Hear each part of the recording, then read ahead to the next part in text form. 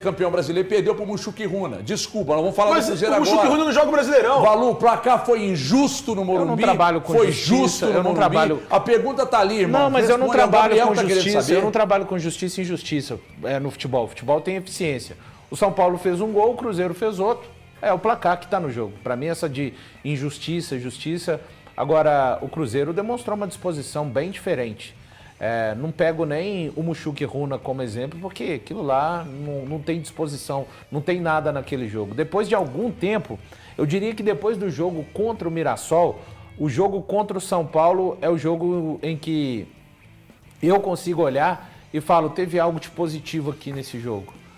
Teve algo bom, não várias coisas boas, mas teve algo bom. E para sair de uma situação igual o Cruzeiro se encontra, o Cruzeiro está lá no fundo do porão, né? Há vários meses, inclusive, para mim. Você precisa de colocar o pé no primeiro degrau.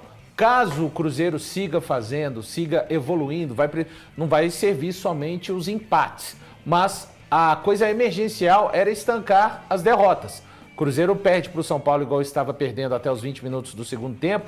Era a quarta derrota consecutiva. O Cruzeiro não perdeu. O Cruzeiro foi um time, para mim, organizado.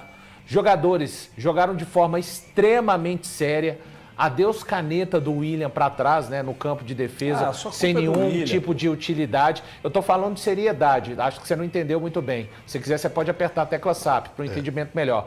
Então, foi um time extremamente sério, jogando dentro do campo. Claro, precisa de melhorar, destacar a partida que alguns jogadores fizeram. O Fagner, o Kaique foi muito bem, jogadores que tiveram atletas do São Paulo com características ruins de serem marcados, porque jogadores de velocidade, com drible.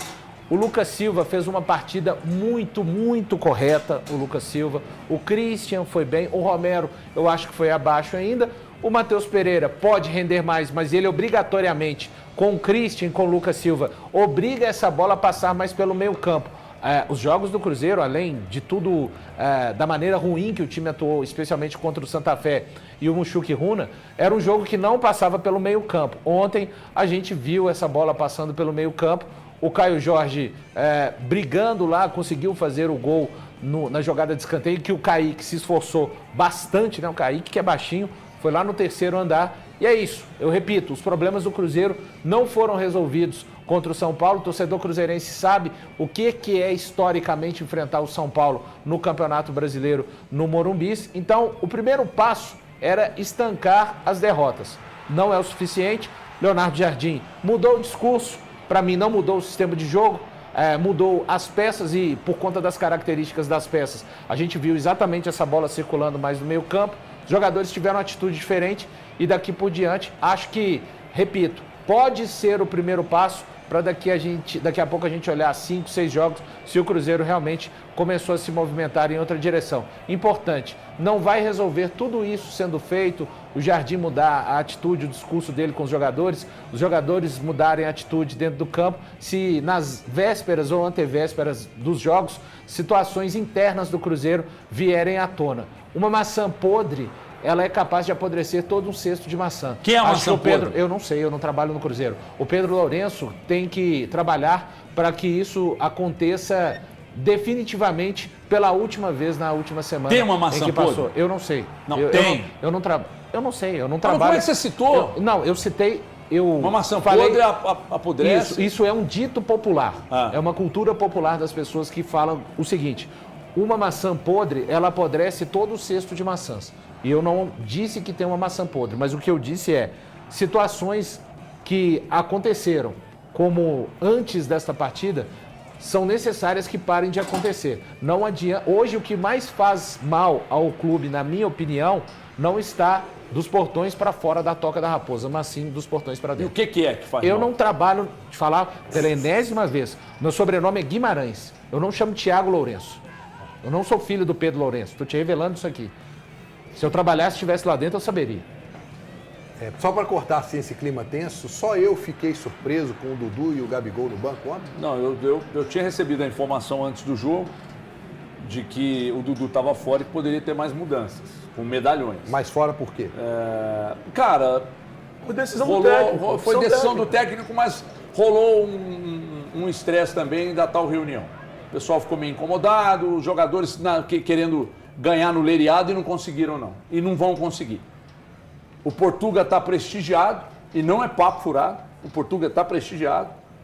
E ontem ele falou na coletiva que diante das características do jogo ele precisava daquilo que ele armou. Mas eu acho que a gente vai ver isso mais vezes. Eu fiquei impressionado. Para mim, eu não imaginava que ele faria isso.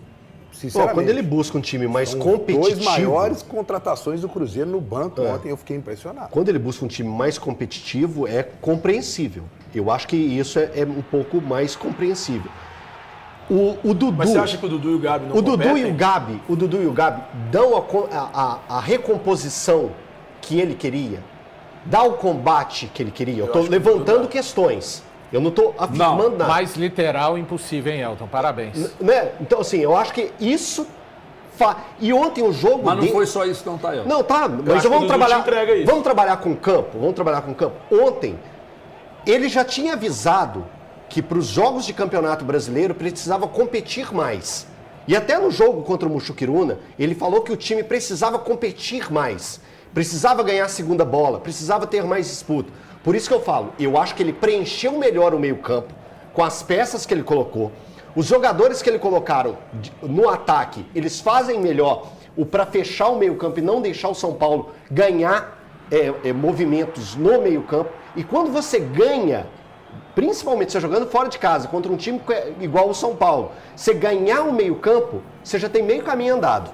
Então eu acho que esses pontos foram importantes. E lembrando, mais uma vez, usar a palavra dele, competitividade, ser competitivo. Então, para jogar no time do Leonardo, vai precisar ter muito isso, ter muito combate, ser muito físico.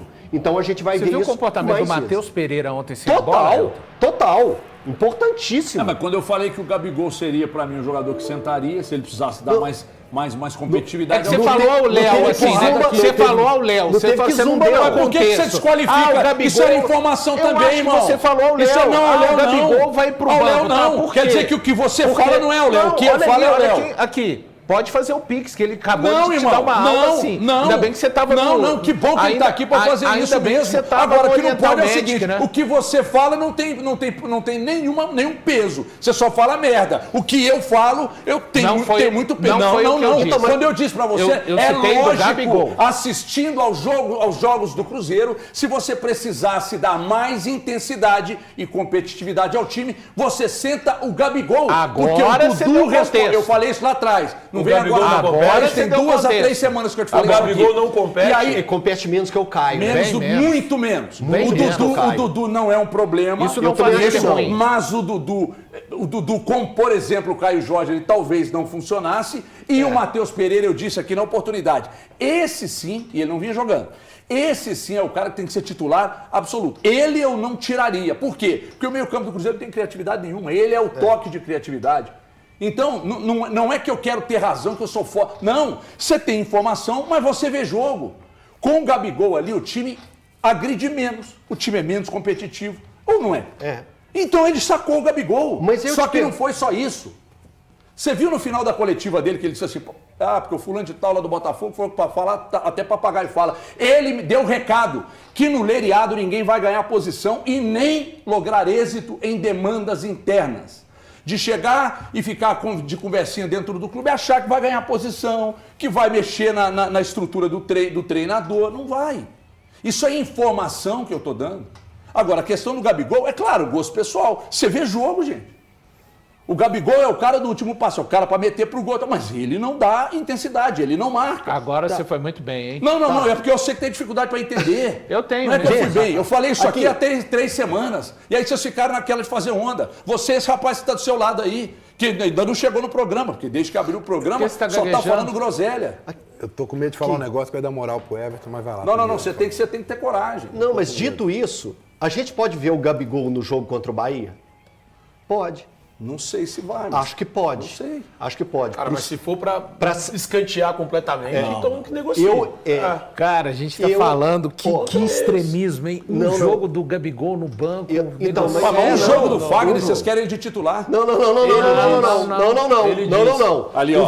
Peraí, o que a gente falou sobre o Fagner na rádio, o que a gente falou na rádio e vou assistir o professor Novaes. O que o William vinha apresentando, ele estava perdendo no campo o seu espaço. E aí eu coloco o Fagner e ele rende o que rendeu. Que aula. Quem está respondendo é o William, HG. Beleza. O William que está respondendo negativamente. Maravilha. Se eu coloco... O William vinha assim, tinha 4 jogos com nota 4, que a gente está colocando nota aqui. Mas você entrou em outra de colisão com o valor em cima com outro argumento. Agora você mudou. Foi outra história. Não foi não. O nosso ponto continua sendo divergente. Ele acha que o Jardim mudou o sistema e eu acho que não.